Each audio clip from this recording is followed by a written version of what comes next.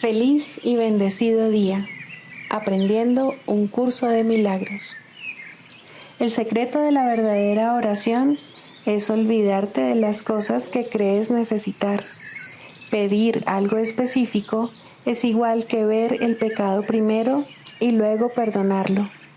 Del mismo modo, al orar pasas por alto tus necesidades específicas, tal como las ves, y las dejas en manos de Dios. Ahí se convierten en los regalos que le haces, pues le dicen que no antepondrás otros dioses a Él, ni que quieres otro amor que el suyo. Este libro es un comienzo, no un final.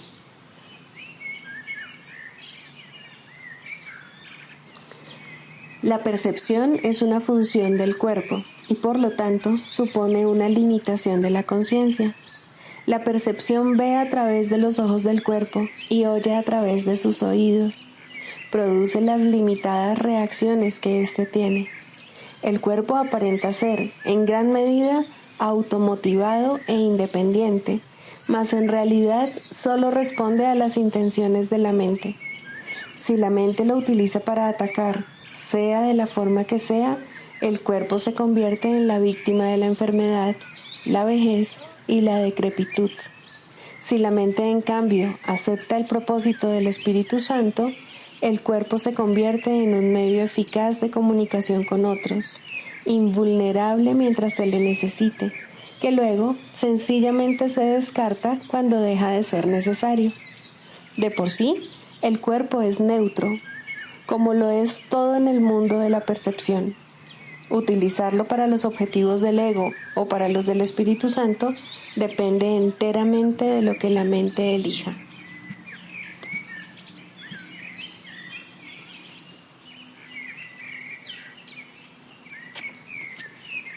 Introducción.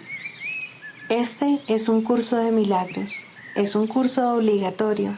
Solo el momento en que decides tomarlo es voluntario. Tener libre albedrío no quiere decir que tú mismo puedas establecer el plan de estudios. Significa únicamente que puedes elegir lo que quieres aprender en cualquier momento dado. Este curso no pretende enseñar el significado del amor, pues eso está más allá de lo que se puede enseñar. Pretende, no obstante, despejar los obstáculos que impiden experimentar la presencia del amor, el cual es tu herencia natural. Lo opuesto al amor es el miedo, pero aquello que todo lo abarca no puede tener opuestos. Este curso puede, por lo tanto, resumirse muy simplemente de la siguiente manera.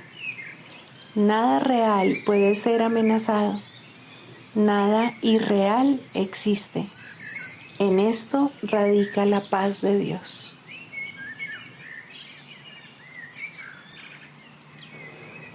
Los milagros son pensamientos. Los pensamientos pueden representar el nivel inferior o corporal de experiencia o el nivel superior o espiritual de experiencia. Uno de ellos da lugar a lo físico, el otro crea lo espiritual.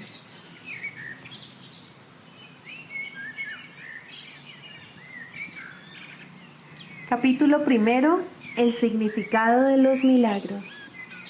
3. La expiación y los milagros. Yo estoy a cargo del proceso de expiación que emprendí para darle comienzo. Cuando le ofreces un milagro a cualquiera de mis hermanos, te lo ofreces a ti mismo y me lo ofreces a mí. La razón por la que te lo ofreces a ti mismo primero es porque yo no necesito milagros para mi propia expiación, pero estoy detrás de ti por si fracasas temporalmente. Mi papel en la expiación es cancelar todos los errores que de otro modo tú no podrías corregir. Cuando se te haya restituido la conciencia de tu estado original, pasarás naturalmente a formar parte de la expiación. A medida que compartas conmigo mi renuencia a aceptar error alguno en ti o en los demás, te unirás a la gran cruzada para corregirlos. Escucha mi voz, aprende a deshacerlos y haz todo lo necesario por corregirlos. Tienes el poder de obrar milagros. Yo proveeré las oportunidades para obrarlos, pero tú debes estar listo y dispuesto. El obrarlos trae consigo convicción en la capacidad, ya que la convicción llega con el logro. La capacidad es el potencial. El lograrlos es su expresión y la expiación, la profesión natural de los hijos de Dios, es el propósito. El cielo y la tierra pasarán, significa que no continuarán existiendo como estados separados. Mi palabra, que es la resurrección y la vida, no pasará porque la vida es eterna. Tú eres la obra de Dios y su obra es totalmente digna de amor y totalmente amorosa. Así es como el hombre debiera pensar de sí mismo en su corazón, pues eso es lo que realmente es. Los perdonados son el medio de la expiación. Al estar infundidos por el Espíritu, perdonan a su vez. Aquellos que han sido liberados deben unirse para liberar a sus hermanos, pues ese es el plan de la expiación. Los milagros son el medio a través del cual las mentes que sirven al Espíritu Santo se unen a mí para la salvación o liberación de todas las creaciones de Dios. Yo soy el único que puede obrar milagros imparcialmente porque yo soy la expiación. Tú tienes un papel en la expiación que yo te dictaré. Pregúntame qué milagros debes llevar a cabo. Ello te ahorrará esfuerzos innecesarios porque estarás actuando bajo comunicación directa. La naturaleza impersonal del milagro es una característica esencial del mismo, ya que me permite dirigir su aplicación y bajo mi dirección los milagros conducen a la experiencia altamente personal de la revelación. Un guía no controla, pero sí dirige, dejando a tu discreción el que le sigas o no. No nos dejes caer en la tentación significa reconoce tus errores y elige abandonarlos siguiendo mi dirección.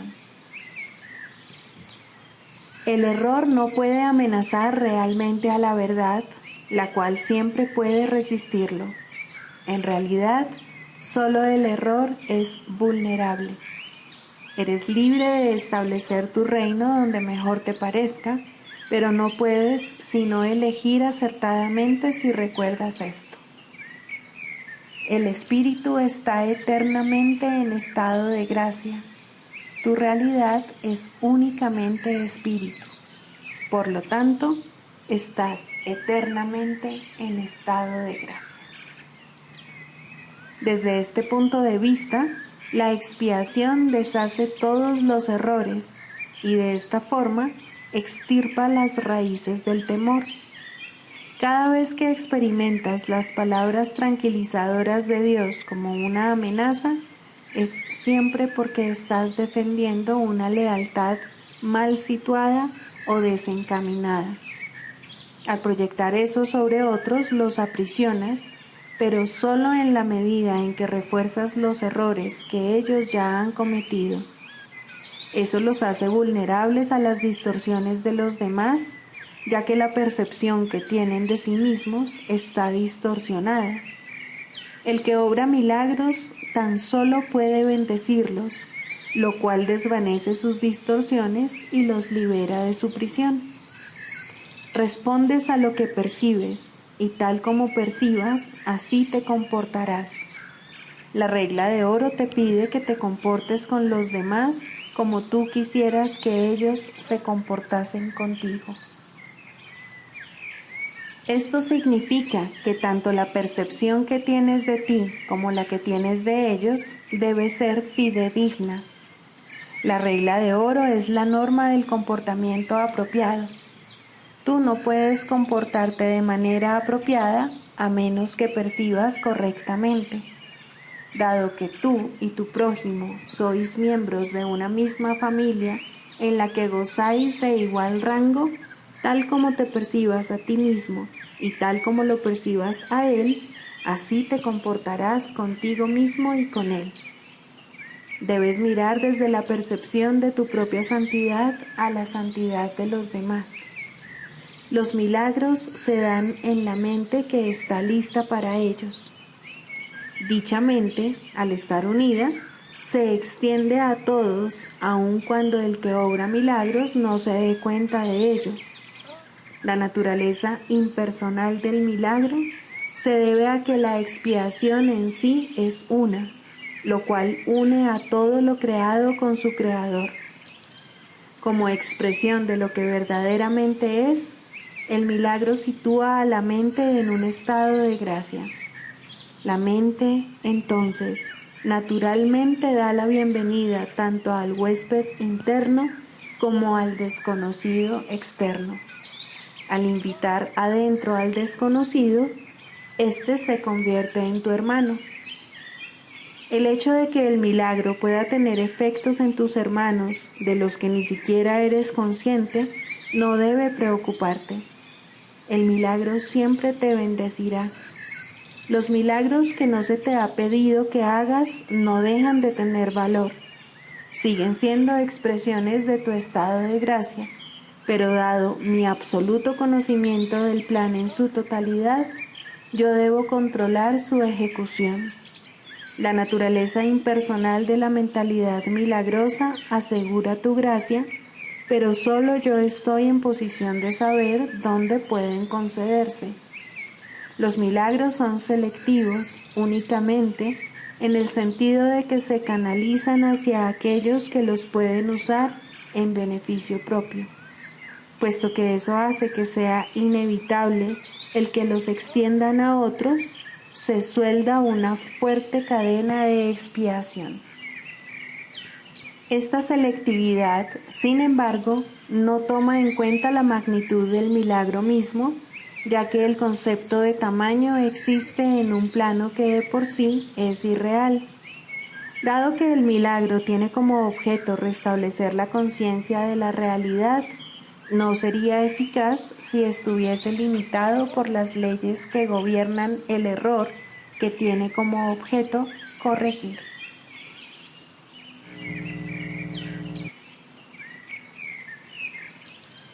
Libro de ejercicios 7. ¿Qué es el Espíritu Santo? El Espíritu Santo es el mediador entre las ilusiones y la verdad, puesto que tiene que salvar la brecha entre la realidad y los sueños. La percepción conduce al conocimiento a través de la gracia que Dios le ha dado para que sea el regalo que le hace a todo aquel que acude a Él en busca de la verdad. A través del puente que Él tiende, se llevan todos los sueños ante la verdad para que la luz del conocimiento los disipe. Allí los sonidos y las imágenes se descartan para siempre. Y donde antes se percibían, el perdón ha hecho posible el tranquilo final de la percepción.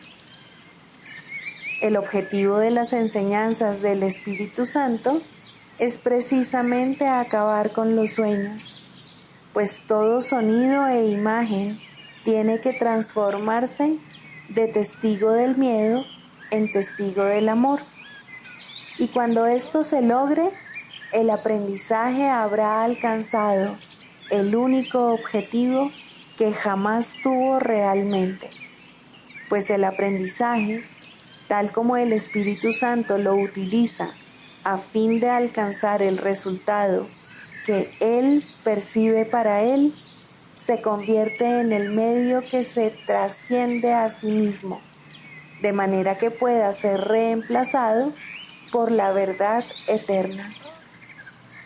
Si supieses cuánto anhela tu Padre que reconozcas tu impecabilidad, No dejarías que su voz te lo pidiese en vano, ni le darías la espalda a lo que él te ofrece para reemplazar a todas las imágenes y sueños atemorizantes que tú has forjado. El Espíritu Santo entiende los medios que fabricaste para alcanzar lo que por siempre ha de ser inalcanzable. Mas, si se lo ofreces a Él se valdrá de esos medios que inventaste a fin de exiliarte para llevar a tu mente allí donde verdaderamente se encuentra, en su hogar. Desde el conocimiento, donde Dios lo ubicó, el Espíritu Santo te exhorta a dejar que el perdón repose sobre tus sueños para que puedas recobrar la cordura y la paz interior. Sin el perdón, tus sueños seguirán aterrorizándote y el recuerdo de todo el amor de tu Padre no podrá retornar a tu mente para proclamar que a los sueños les ha llegado su fin. Acepta el regalo que tu Padre te hace. Es un llamamiento que el amor le hace al amor para que tan solo sea lo que es. El Espíritu Santo es el regalo de Dios, mediante el cual se le restituye la quietud del cielo al bienamado Hijo de Dios. ¿Te negarías a asumir la función de completar a Dios cuando todo lo que su voluntad dispone es que tú estés completo?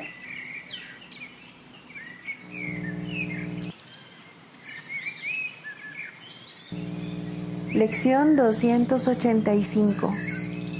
Hoy mi santidad brilla clara y radiante. Hoy me despierto lleno de júbilo, sabiendo que solo han de acontecerme cosas buenas procedentes de Dios. Eso es todo lo que pido, y sé que mi ruego recibirá respuesta debido a los pensamientos a los que va dirigido.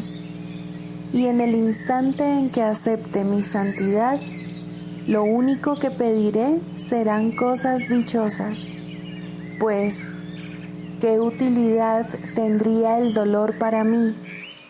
¿Para qué iba a querer el sufrimiento? ¿Y de qué me servirían el pesar y la pérdida si la demencia se alejara hoy de mí y en su lugar aceptara mi santidad? Padre, mi santidad es la tuya. Permítaseme regocijarme en ella y recobrar la cordura mediante el perdón. Tu Hijo sigue siendo tal como tú lo creaste.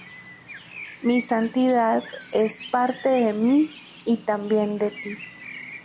Pues, ¿qué podría alterar a la santidad misma?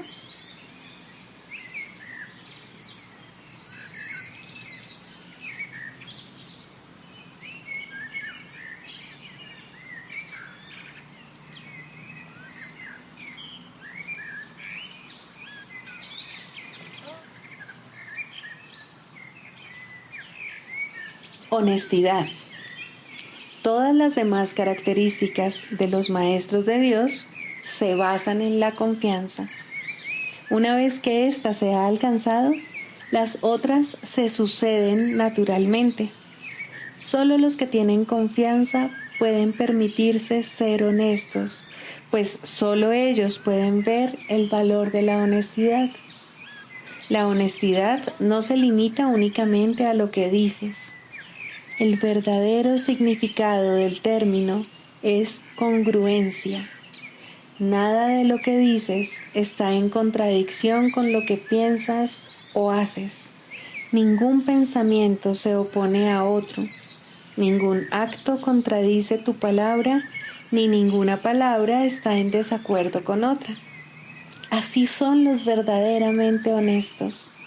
No están en conflicto consigo mismos a ningún nivel. Por lo tanto, les es imposible estar en conflicto con nada o con nadie. La paz que experimentan los maestros de Dios avanzados se debe en gran medida a su perfecta honestidad. Solo el deseo de engañar da lugar a la pugna. El que es uno consigo mismo no puede ni siquiera concebir el conflicto. El conflicto es el resultado inevitable del autoengaño, y el autoengaño es deshonestidad. Para un maestro de Dios, nada supone un desafío, pues ello implicaría que se abrigan dudas, y la confianza en la que los maestros de Dios descansan con absoluta seguridad hace que les sea imposible dudar. Por lo tanto, solo pueden triunfar. En esto, como en todo, son honestos. Solo pueden triunfar porque nunca hacen su propia voluntad. Eligen por toda la humanidad, por todo el mundo y por todas las cosas que en él habitan, por lo que es inalterable e inmutable, más allá de las apariencias, y por el Hijo de Dios y su Creador. ¿Cómo no iban a triunfar? Eligen con perfecta honestidad, tan seguros de sí mismos como de su elección.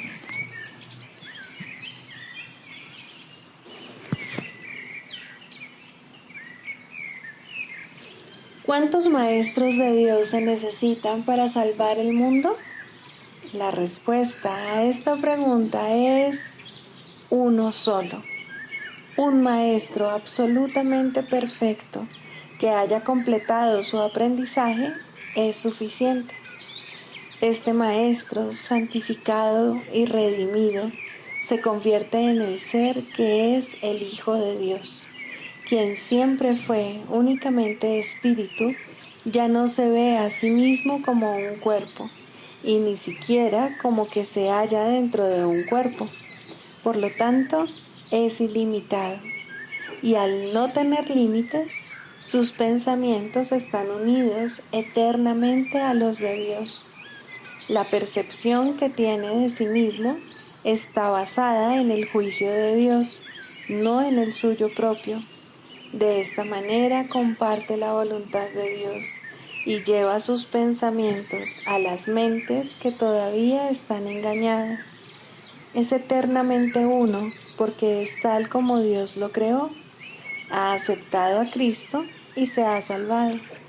De esta forma, el Hijo del Hombre se vuelve el Hijo de Dios. Esto no es realmente un cambio, es más bien un cambio de mentalidad.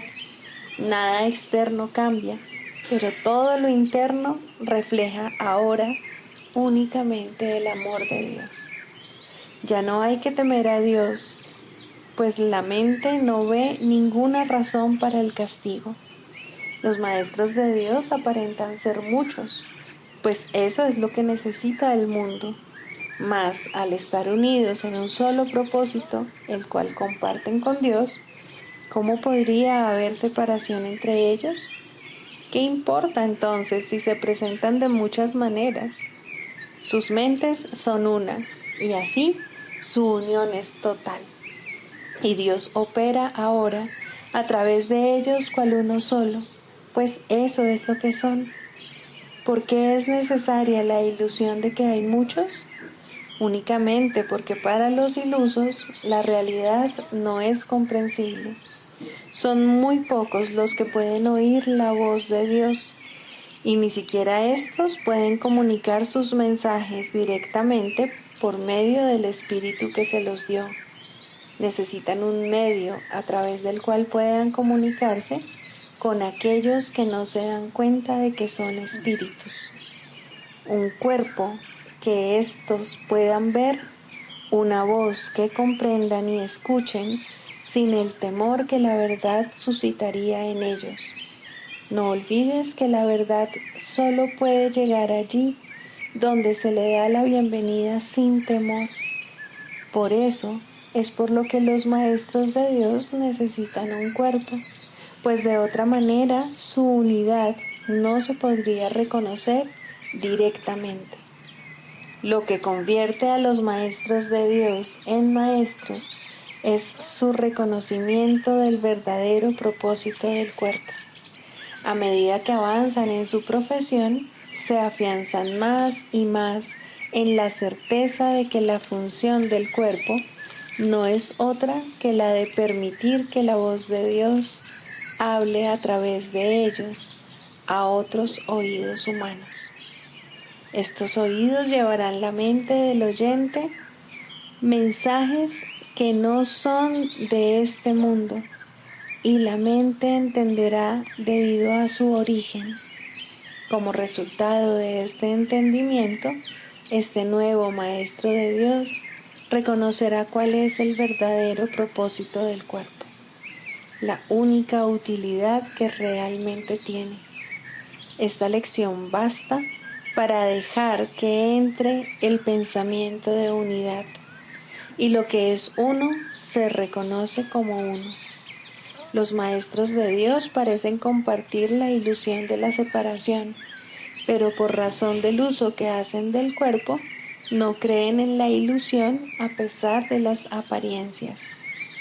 La lección fundamental es siempre esta: el cuerpo se convertirá para ti en aquello para lo que lo uses. Úsalo para pecar o para atacar, que es lo mismo, y lo verás como algo pecaminoso. Al ser algo pecaminoso es débil, y al ser débil sufre y muere. Úsalo para llevar la palabra de Dios a aquellos que no la han oído, y el cuerpo se vuelve santo. Al ser santo no puede enfermar ni morir. Cuando deja de ser útil, se deja a un lado. Eso es todo. La mente toma esta decisión, así como todas las que son responsables de la condición del cuerpo. El Maestro de Dios, no obstante, no toma esta decisión por su cuenta. Hacer eso sería conferirle al cuerpo un propósito distinto del que lo mantiene santo. La voz de Dios dirá cuándo ha llevado a término su cometido, tal como le dice cuál es su función.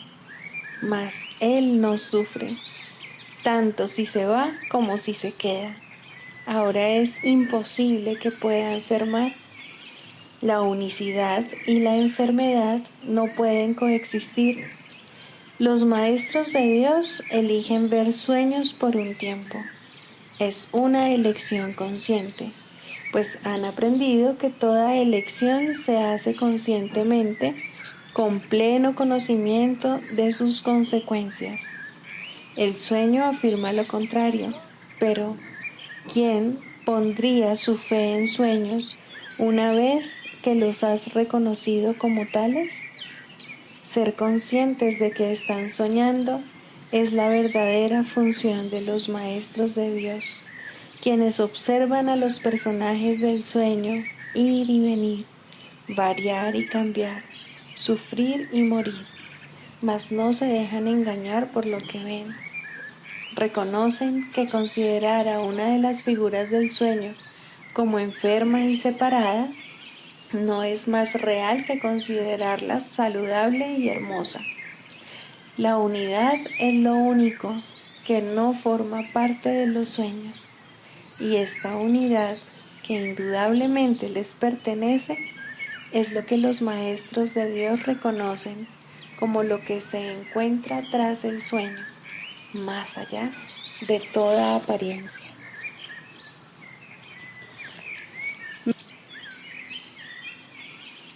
Mente, espíritu. El término mente se utiliza para representar el principio activo del espíritu, el cual le suministra a éste su energía creativa.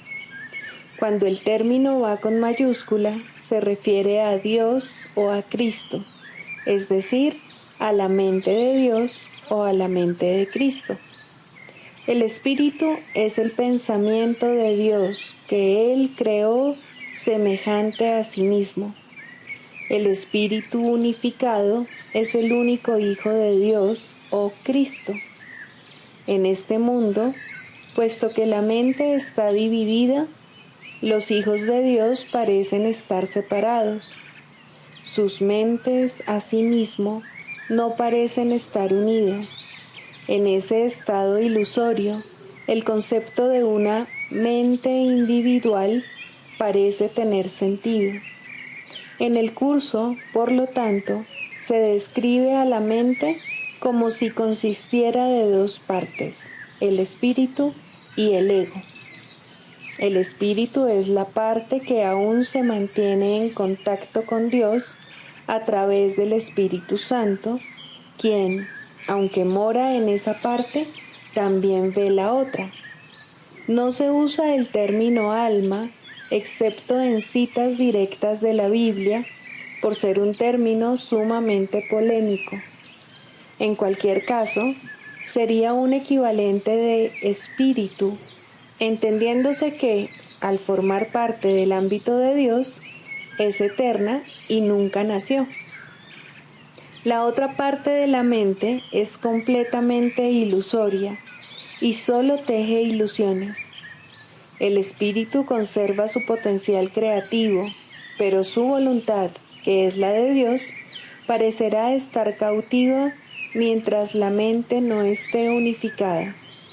La creación continúa imperturbable porque esa es la voluntad de Dios. Dicha voluntad está siempre unificada y por lo tanto no tiene significado en este mundo, no tiene grados ni opuestos. La mente puede gozar de rectitud o estar errada dependiendo de la voz que escuche. La mentalidad recta escucha al Espíritu Santo, perdona al mundo y en su lugar ve el mundo real a través de la visión de Cristo. Esta es la visión final, la última percepción, la condición en la que Dios mismo da el paso final. Ahí, al tiempo y a lo ilusorio les llega su fin. La mentalidad errada escucha al ego y teje ilusiones, percibe el pecado, justifica la ira y considera que la culpabilidad, la enfermedad y la muerte son reales. Tanto este mundo como el mundo real son ilusorios, pues la mentalidad recta simplemente pasa por alto o perdona lo que nunca ocurrió.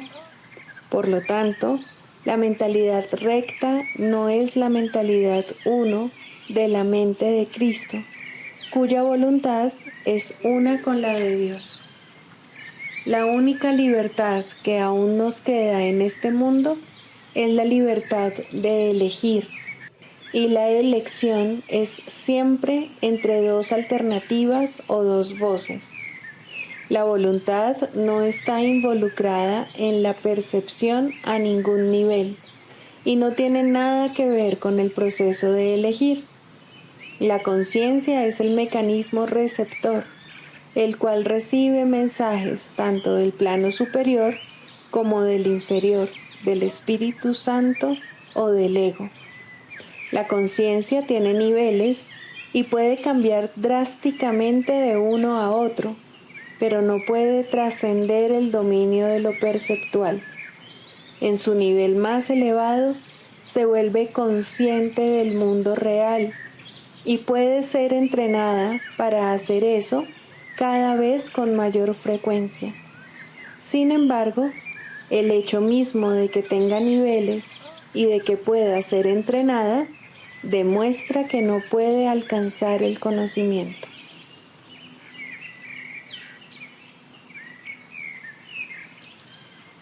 Sigamos a Jesús haciendo del perdón algo tan natural como respirar y algo tan vital como el aire. Amén.